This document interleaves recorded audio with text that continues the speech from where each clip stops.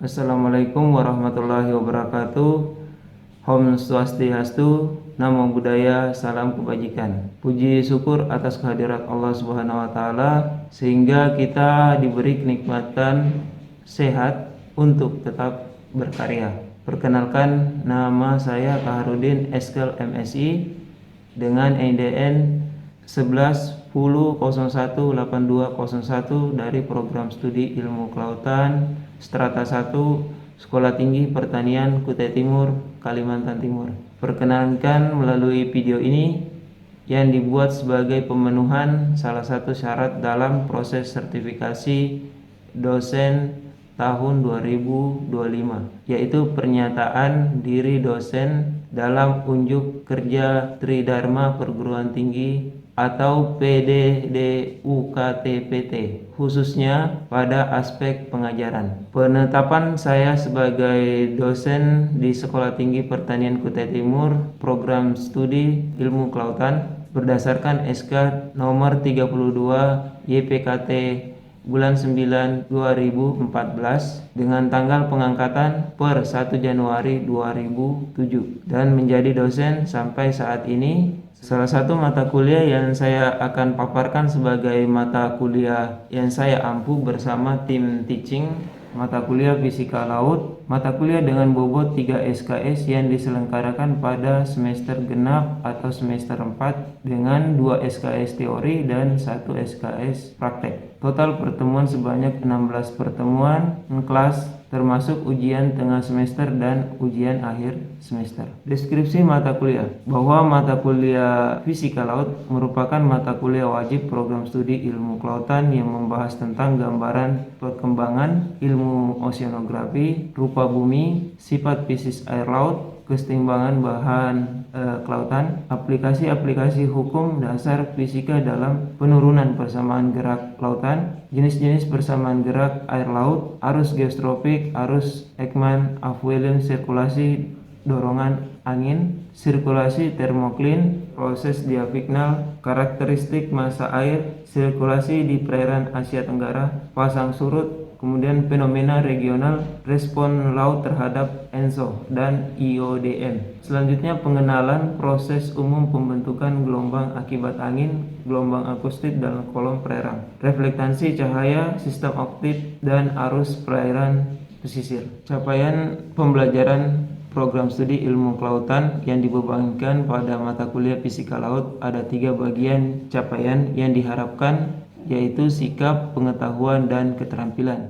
Di antaranya, mahasiswa mampu menunjukkan sikap bertanggung jawab atas pekerjaan di bidang keahliannya secara mandiri. Selanjutnya, mahasiswa mampu menguasai konsep teoritis ilmu kelautan, mampu menguasai teknik-teknik keilmuan di bidang ilmu kelautan, menguasai berbagai teknologi aplikatif di bidang ilmu kelautan. Mahasiswa sanggup menjamin keaslian kajian dan pengarsipan data. Mahasiswa mampu mengambil keputusan secara tepat dalam konteks penyelesaian masalah di bidang keahliannya berdasarkan analisis informasi dan data. Berdasarkan deskripsi sebagai lingkup mata kuliah Fisika Laut, maka capaian pembelajaran mata kuliah CPMK diantaranya: mahasiswa mampu menjelaskan teori plate tektonik. Mahasiswa mampu menjelaskan tentang oceanografi fisik secara umum dan parameter fisika air laut. Mahasiswa mampu menjelaskan tentang oceanografi Nusantara. Kemudian mahasiswa mampu menganalisa tentang salinitas suhu air laut. Mahasiswa mampu menganalisa tentang pasang surut air laut. Mahasiswa mampu menganalisa tentang gelombang air laut. Mahasiswa mampu mengolah data sistem optik. Kemudian beberapa referensi yang saya gunakan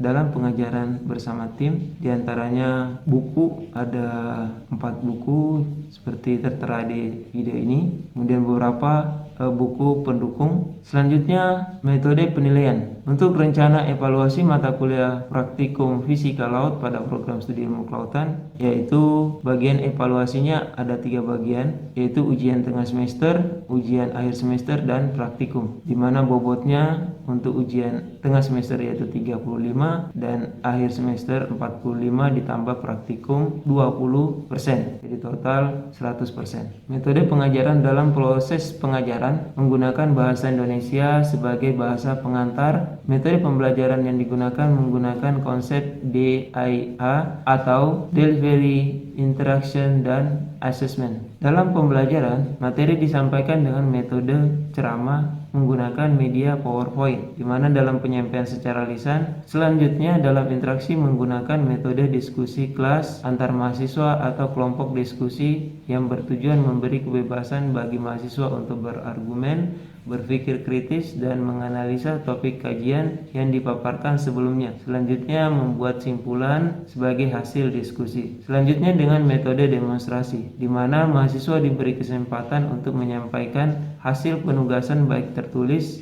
maupun langsung. Kemudian interaksi antara dosen dan mahasiswa secara normatif tetap mengedepankan adab, terutama selama masa aktif perkuliahan, dan komunikasi tidak hanya terjalin selama di lingkungan kampus atau di dalam kelas, tetapi juga di luar kampus, terutama melalui media sosial terkait penyampaian informasi dan konsultasi online yang umum melalui WhatsApp dan Zoom. Selama pengajaran saya menggunakan aplikasi terutama WhatsApp sebagai fungsi media sharing dengan mahasiswa, sehingga mahasiswa bisa berkonsultasi dan bertanya. Kemudian menggunakan aplikasi Zoom untuk perkuliahan online. Selanjutnya, asesmen, melakukan penilaian dengan menggunakan instrumen bobot penilaian yang ditetapkan oleh sekolah dan aturan tambahan yang diketahui bersama oleh dosen. Hal ini telah disampaikan pada pertemuan awal perkuliahan terkait kontrak kuliah, gambaran bobot penilaian dari kampus, di mana UTS 35%, UAS atau ujian akhir semester 45%, dan 20% nilai praktek. Nilai tambahan oleh dosen dari nilai kehadiran ataupun tugas. Selanjutnya saya tampilkan cuplikan penyampaian materi di kelas untuk mata kuliah fisika laut. Waalaikumsalam warahmatullahi wabarakatuh. Selamat pagi, salam sejahtera untuk kita semua. Alhamdulillah kita kembali lagi bertemu pertemuan hari ini. Ini pertemuan yang ketiga untuk mata kuliah fisika laut. Materi kita hari ini yang pertemuan ketiga terkait dengan komponen fisik air laut. Ya, jadi kita masuk di pertemuan ketiga. Sebelum kita lanjut ke materi, alangkah baiknya kita berdoa sesuai dengan kepercayaan atau keyakinan masing-masing. Berdoa di mana?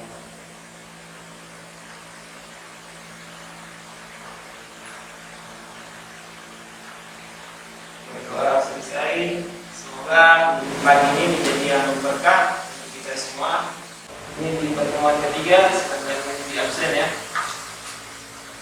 Artinya sebelumnya kita telah membahas terkait tentang teori muka bumi atau plate tektonik. Nah, di mana di materi sebelumnya, kalau pertama kan kita belajar tentang yang mukadimah, yang pengantar silabus dan pengantar terkait fisika laut. Jadi Anda sudah paham fisika laut itu apa? Yang mana dasarnya adalah belajar mata kuliah oceanografi umum. Nah, di materi kedua kemarin itu kita belajar tentang bagaimana bentuk rupa bumi dan lempeng dari muka bumi itu sendiri. Ya, hari ini kita belajar tentang komponen fisik air laut. Kalau pertemuan sebelumnya ada yang mau ditanyakan silakan, atau ada yang kurang dipahami terkait plate tektonik. Jadi sedikit review bahwa plate tektonik itu sendiri adalah lapisan permukaan bumi, ya, bentuknya, konturnya. Jadi apa yang ada di daratan itu sebenarnya sama dengan apa yang ada di dasar laut. Komponen fisik dan laut, air laut. Ya, kalau kita berbicara komponen apa yang terbesit di pikiran Anda semua? Kan Anda sudah belajar mengantar oceanografi umum. Hah? Gelombang, oke. Suhu, oke. Masuk. Salinitas, arus, oke. Apa lagi? Pencerahan. Ya, jadi kalau kita berbicara fisik, semua yang kaitannya antara interaksinya atau kegiatan di laut itu yang berhubungan dengan proses fisik. Ya, salah satunya adalah salinitas. Ya, salinitas. Sebelum kita belajar atau beberapa komponen itu kita lihat yang lain dulu. Di sini air laut itu sekitar 96,5% air murni. Nah, di sini air murni itu mungkin Anda punya definisi air murni itu bagaimana? Murni. Air jernih, air tawar, atau air apa? Air yang tidak terkontaminasi apa? Zat asing. Oke. Jadi air murni ini air yang tidak mengandung zat-zat atau mineral. Ya. Jadi kemudian air laut itu 3,5% adalah materi lain. Ya. Ada garam, ada gas terlarut ataupun zat-zat. Ya. Bisa juga ada yang partikel-partikel organik. 3,5% adalah garam. Yang kita rasakan asin itu garam. Ya. Ada yang mau ditanyakan di sini sebelum kita lanjut?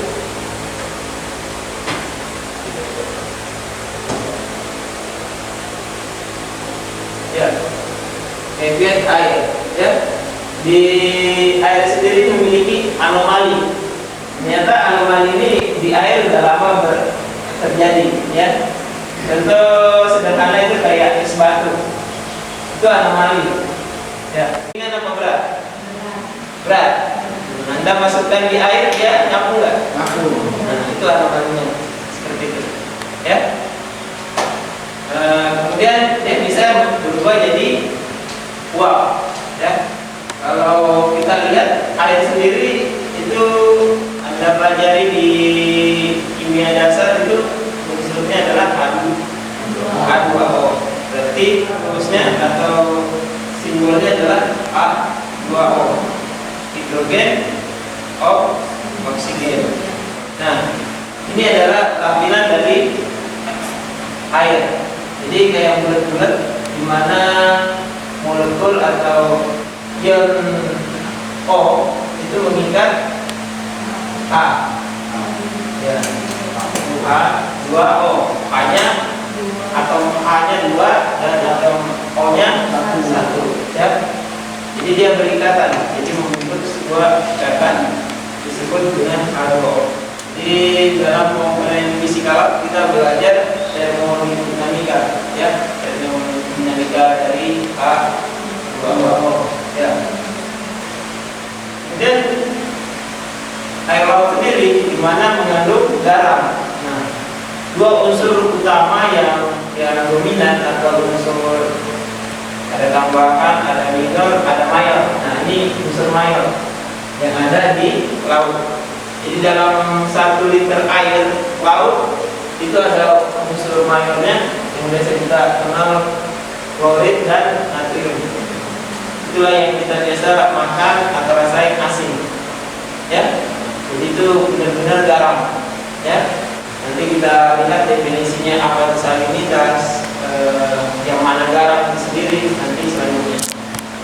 Nah, ini adalah dua unsur yang sangat besar jumlahnya dalam berapa tadi? 3,5%. Ya. Dan 90 berapa tadi? 95. Nah, itu adalah air. Selebihnya itu adalah partikel-partikel ataupun mineral. Salah satu yang dominan itu klorid sama natrium. Nah, ini berikatan dengan apa ini? Yang ya H2O, ya, dia berikatan. Jadi dia mengikat ini unsur ini. Air di alam itu mengalami beberapa fase ya.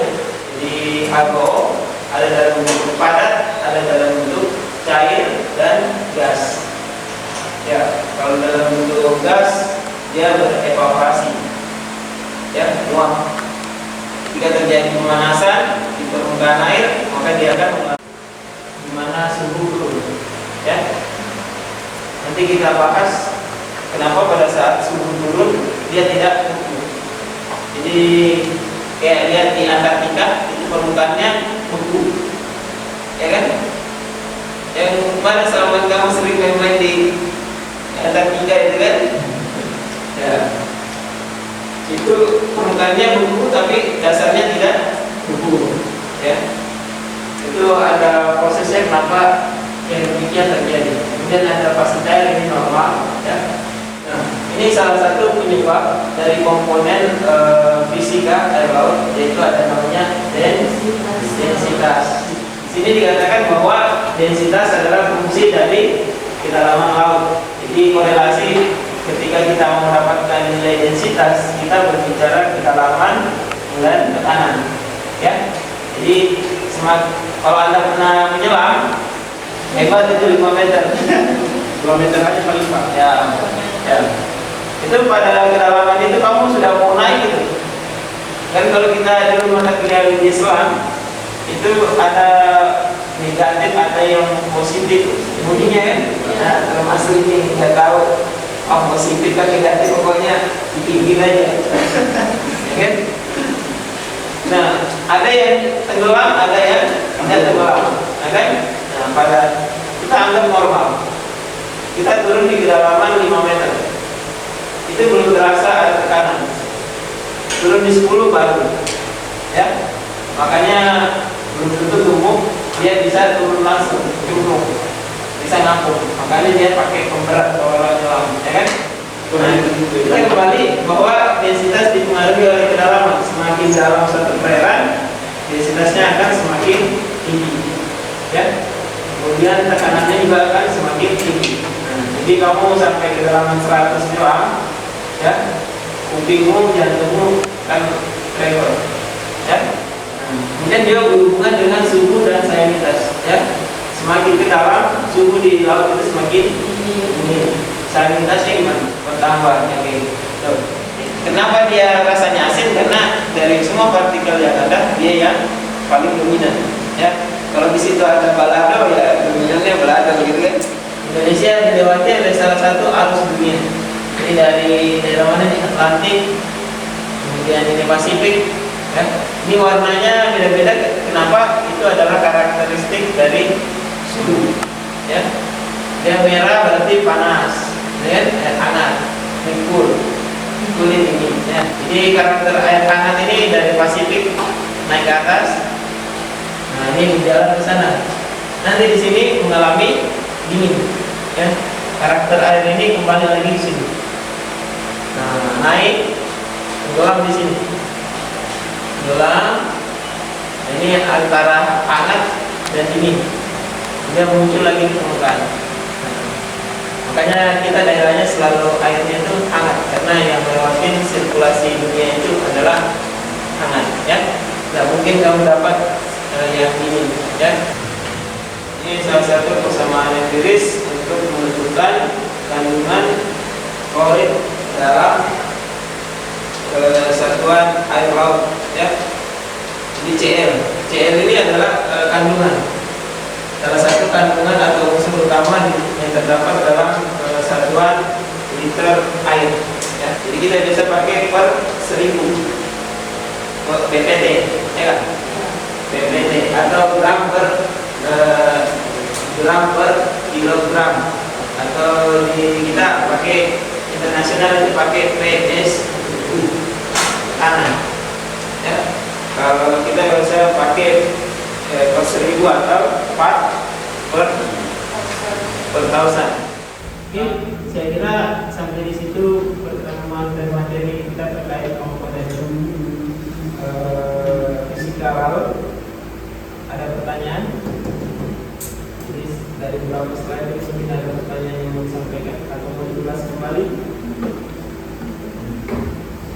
sana. Ya. Tadi tentang salinitas dan pembekuan. Itu tuh kan salinitas air laut kan ada beberapa tingkat kedalaman, dan setiap tingkat kedalaman itu kan tingkat salinitasnya juga beda. Apakah kayak misalnya di salinitas yang rendah itu bisa membeku juga, apa cuma di yang nggak bisa membeku, atau cuma di salinitas yang tingginya saja? Ya, betul. Jadi seperti yang tadi kita lihat, teori singkatnya seperti ini ya. Nah, ini anggap air laut, air laut semua murni ya, air laut semua. Di perairan atas itu kita lihat konsentrasinya, berapa dia konsentrasinya. Makanya di Antartik nggak semua itu perairan langsung membeku kan, ya, densitasnya lebih padat. Ini contoh 35% ya. Yang bisa membeku contohnya 15 sampai 0 nilai densitas atau nilai salinitasnya. Seperti itu yang bisa membeku. Jadi di wilayah tertentu yang memiliki densitas tinggi, dia tetap aja encer. Nah, tingkat kepadatan pembekuan berapa meter ke bawah ya?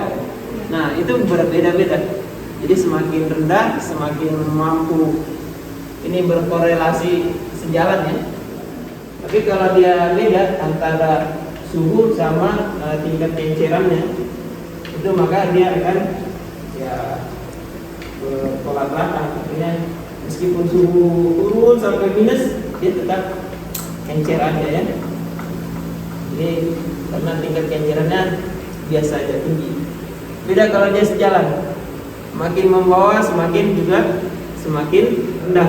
Semakin rendah suhu, dia ketebalan pembekuannya juga akan semakin dalam ya, tingkat kencerannya dari perairan itu ya.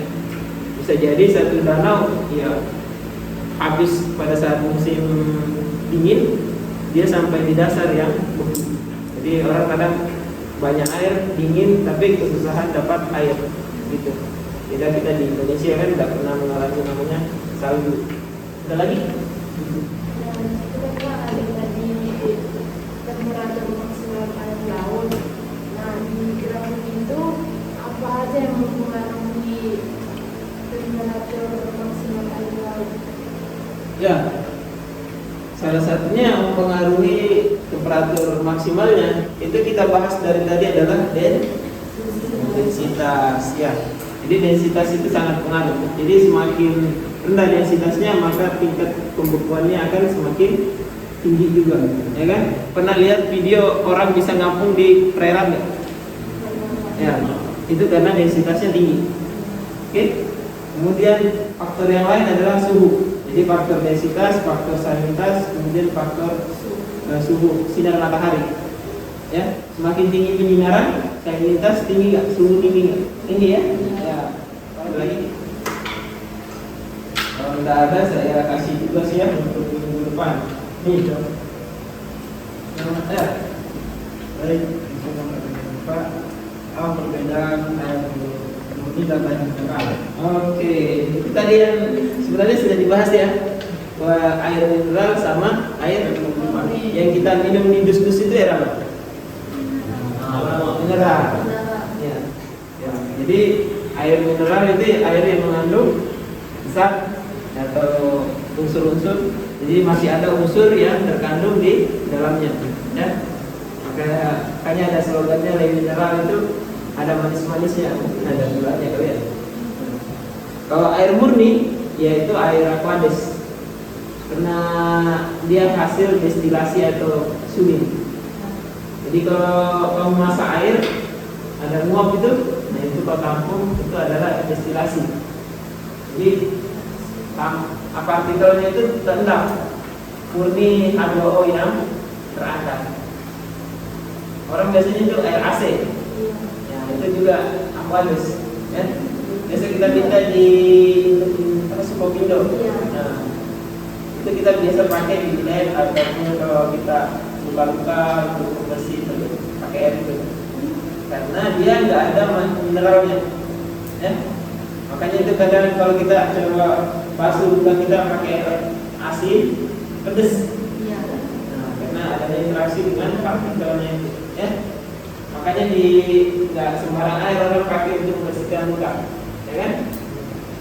Nah, karena dia air apa itu air murni itu air yang tanpa unsur lain selain H2O, ya. Ada pertanyaan lagi? Ya, oke.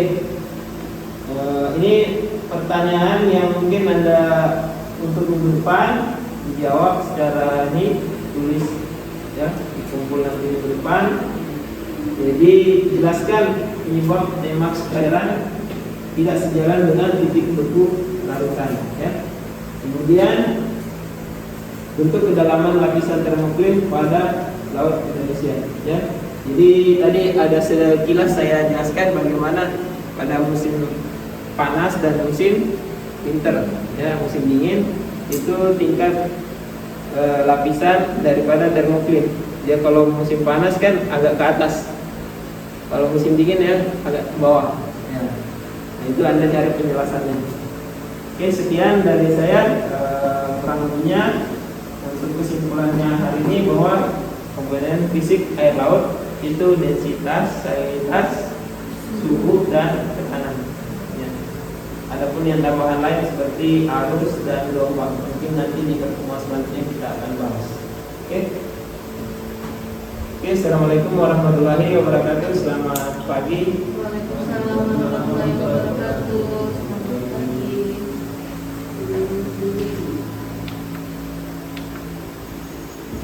Demikian cuplikan video pengajaran saya dan sekaligus mengakhiri paparan saya pada aspek pengajaran. Semoga ini bermanfaat khususnya bagi saya. Terima kasih atas perhatian dan dukungannya. Wabillahi taufiq wal hidayah. Wassalamualaikum warahmatullahi wabarakatuh.